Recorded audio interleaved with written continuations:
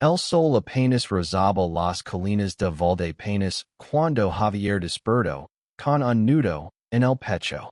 No era miedo, sino algo más profundo. Una mezcla de euforia y vértigo, como si estuviera a punto de saltar de un acantilado hacia un mar desconocido.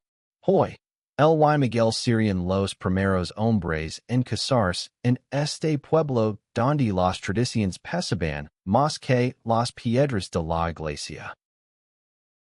Javier, de 32 años, se miró al espejo. Su piel morena brillaba bajo la luz tenue, y sus ojos oscuros reflejaban una determinación que había construido a base de años de susurros y miradas de riollo. Creció en Valdepenas, un lugar donde todos se conocen, donde las fiestas patronales unían a las familias, pero donde ser diferente era un delito tecido.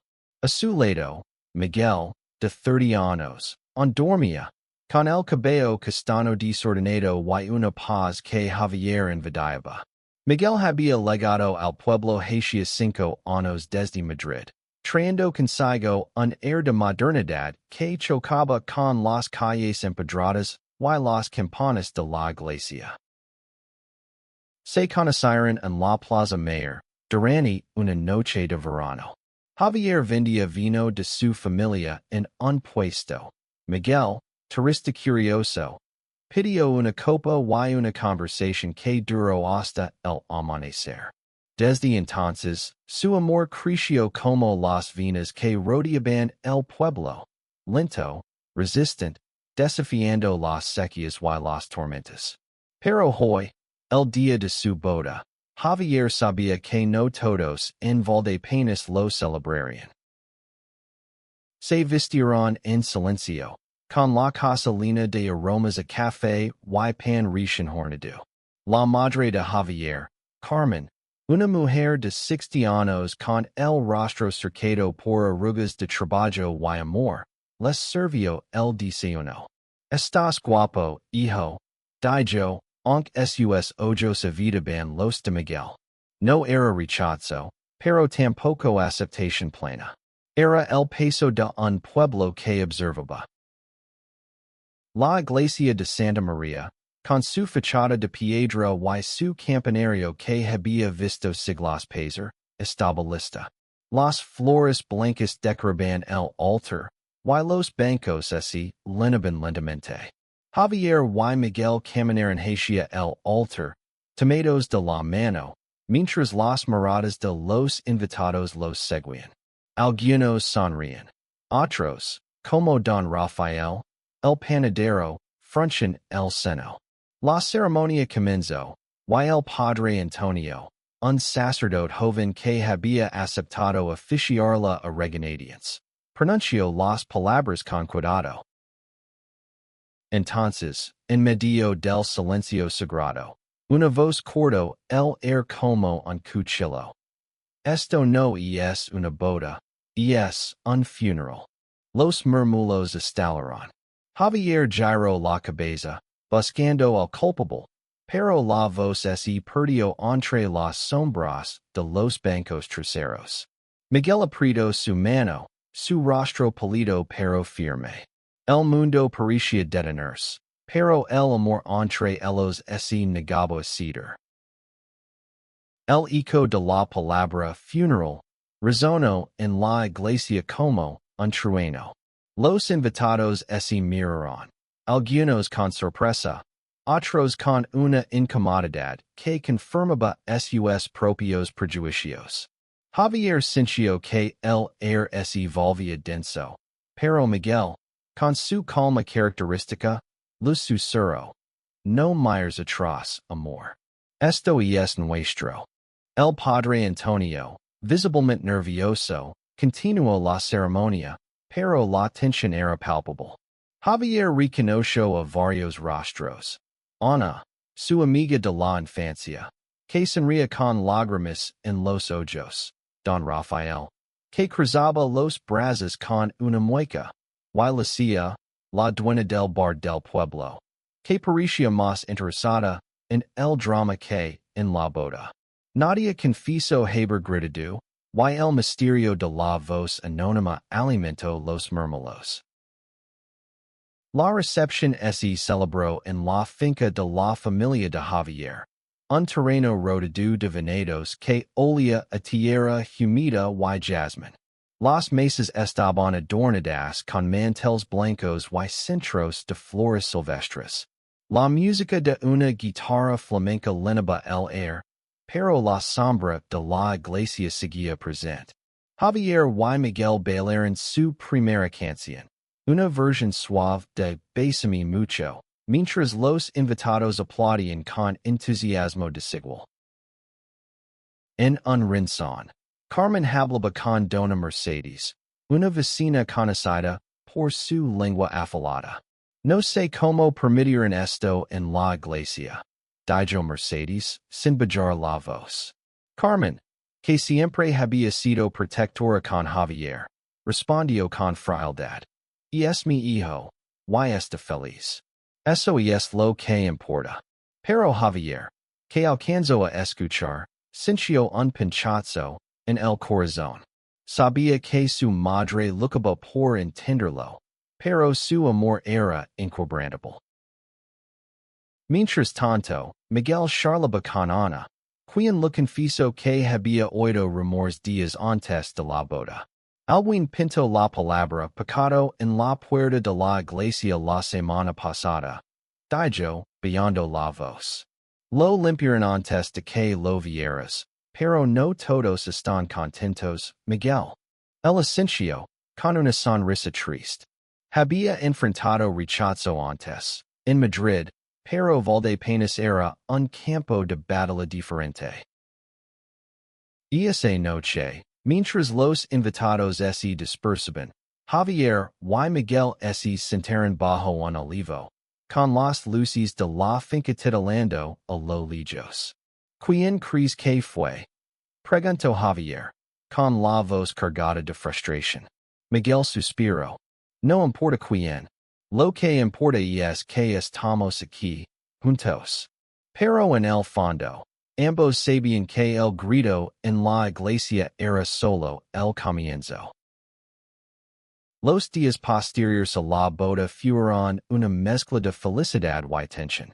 Javier y Miguel se instalaron en una pequeña casa en las afueras del pueblo, un lugar que habían decorado con muebles sencillos y recuerdos de sus viajes. Pero Valdepenas no olvidaba.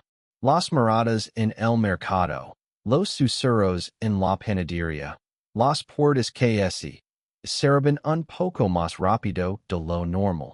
Todo era un recordatorio de que su amor, aunque legal, no era bienvenido por todos. Una mañana, Javier encontró un sobre deslizado bajo su puerta.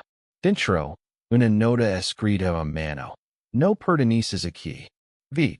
No estaba firmada, pero la letra temblorosa sugería rabia contenida. Javier la guardó sin decírselo a Miguel. No quería preocuparlo. Pero la semilla de la duda ya estaba plantada. ¿Quién los odiaba tanto? Mientras tanto, Miguel intentaba adaptarse. Trabajaba como diseñador gráfico desde casa, enviando proyectos a clientes en Madrid, pero extrañaba la libertad de la ciudad.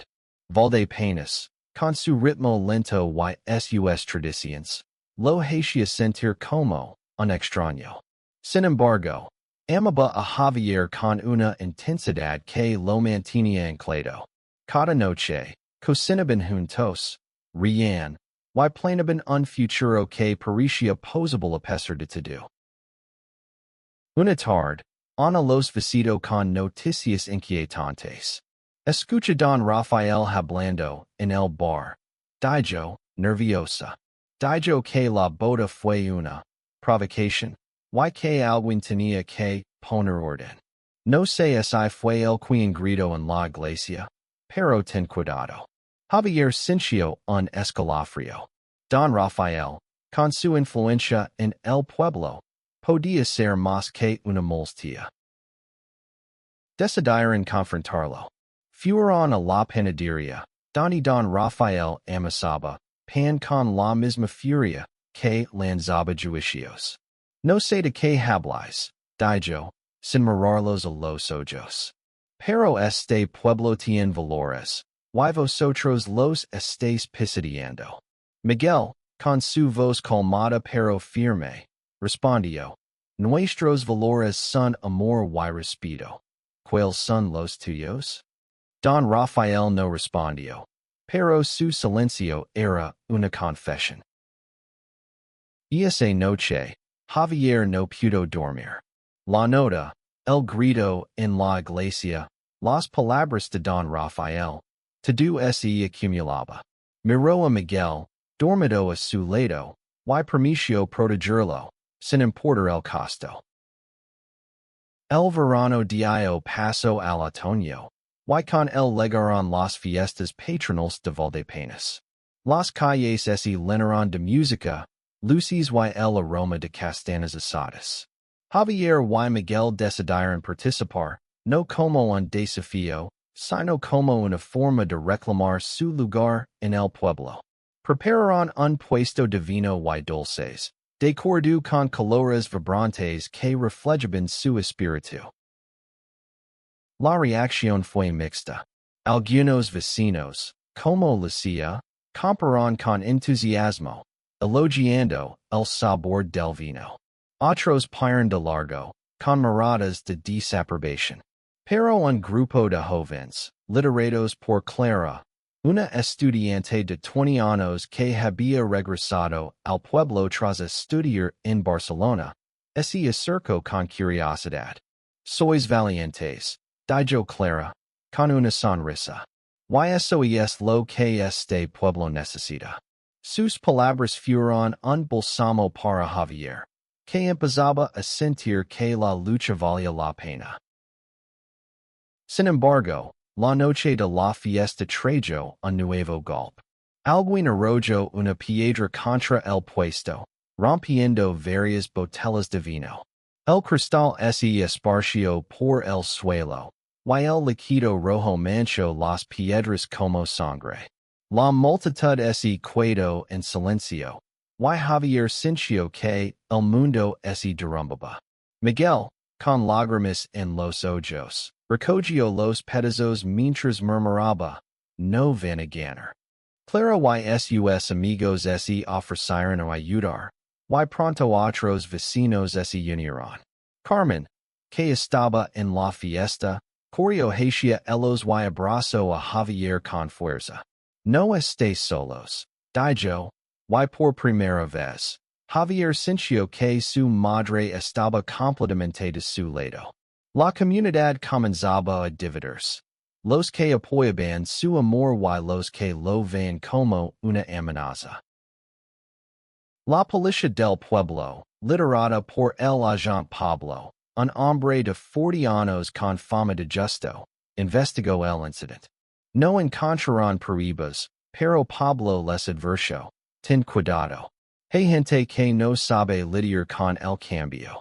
Sus palabras resonaron en Javier, que empezaba a sospechar que el odio iba más allá de Don Rafael.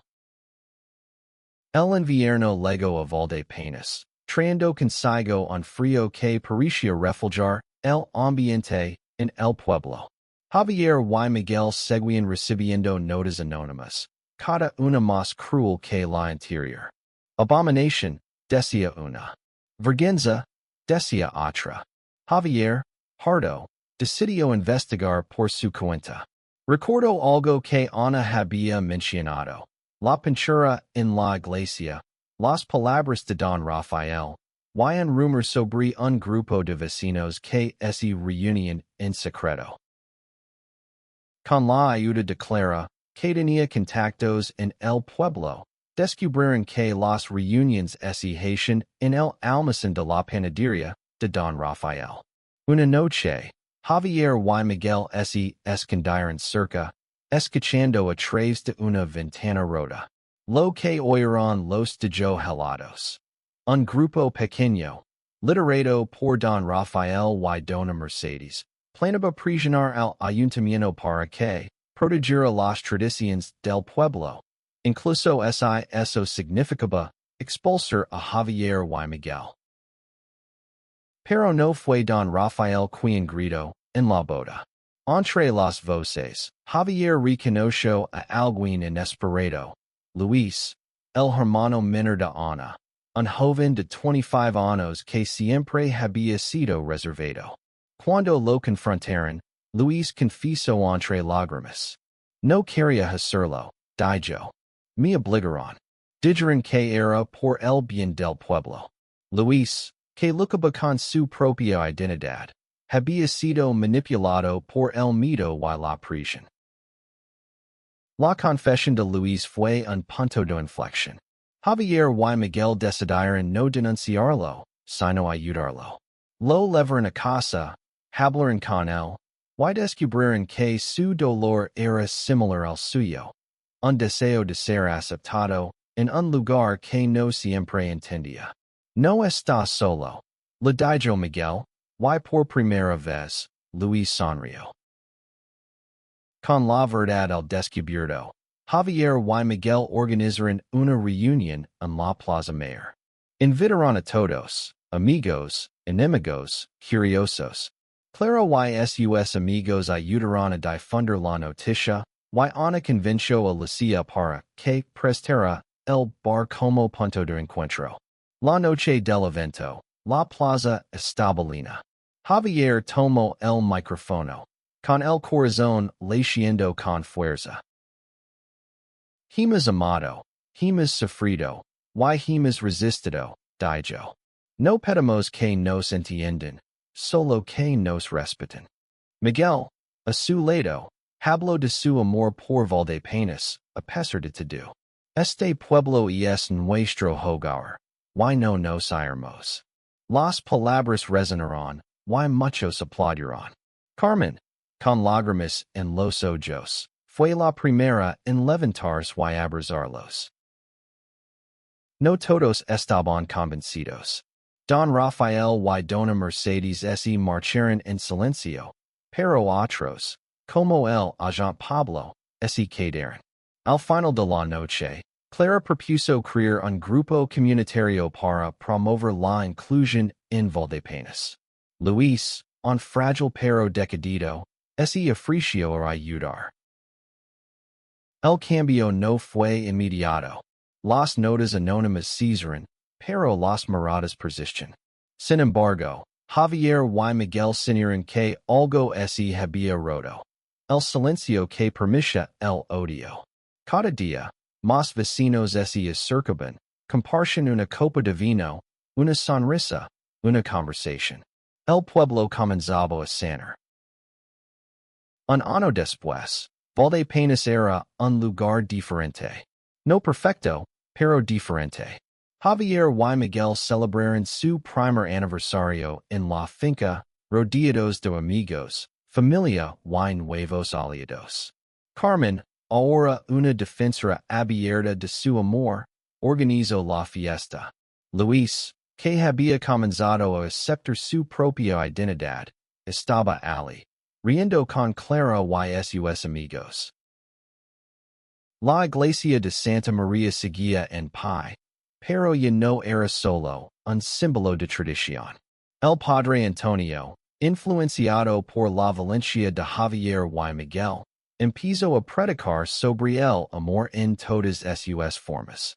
Incluso don Rafael, aunque regañadientes, comenzó a suavizar su postura, influenciado por la presión de un pueblo que cambiaba.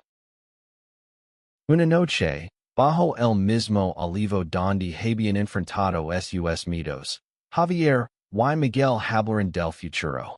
¿Crees que valió la pena? Preguntó Javier. Miguel sonrió, tomándolo de la mano. Cada lágrima, cada lucha, cada momento. Valiste la pena tú. El sol se alzó sobre Valdepenas, bañando los venados en luz dorada. La boda que habían llamado funeral no fue el fin, sino el comienzo de una historia de amor que cambió un pueblo. Y en cada mirada, en cada sonrisa, Javier y Miguel Sabian que habían encontrado su lugar en el mundo.